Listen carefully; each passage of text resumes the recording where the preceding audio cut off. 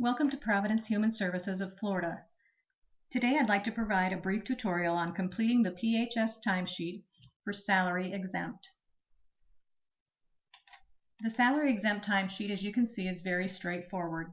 It may come to you already pre-populated with the pay period ending dates, or PPE, and the dates of the work week.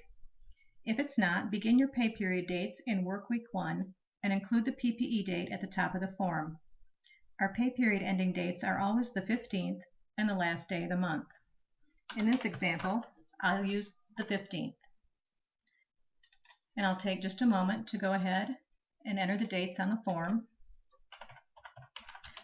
So as I said, if the form doesn't come to you already pre-populated, feel free to just go ahead and enter the dates.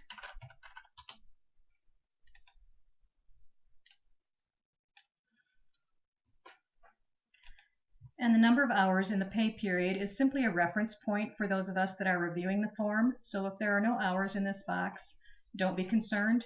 You're not required to enter them in this particular pay period. There are 11 work days, so 11 times 8 is 88 hours for the pay period. Again, you're not required to complete that. It's simply a reference point. As a salaried employee, you will enter an X for each day worked, regardless of the number of hours.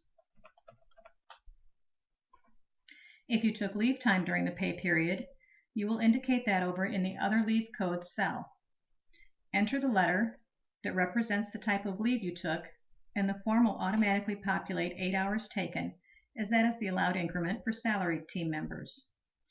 If you worked any part of a day, you will be credited for the work day, so you would simply enter an X, and you would not enter any leave codes here. In this example, though, I'll use a type of each leave so that you're able to see the results in the summary box below.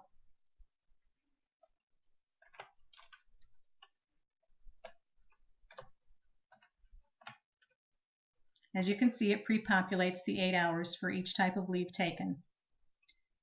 It's not required to use either upper or lowercase for your leave codes. The cell does not care. As you can see, it's simply going to look for the letters, and it's going to pull holiday, vacation, and sick, and then any other type of leave that you take will pull down here under other hours, and will simply reference the letter of the leave code that you used to determine the type of leave you took. I'll go ahead and complete the form. And should you have any mileage reimbursement or telephone expense, you'll want to include that here. Include your mileage reimbursement form and your telephone stipend form, along with a copy of your backup for the phone bill.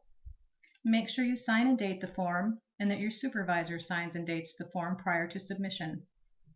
If you have any other questions about how to complete this form, or if you have odd hours due to FMLA or some other situation of that type, please contact your AA. They'll be happy to assist. This concludes my presentation today on the salary exempt timesheet. Thank you for your time.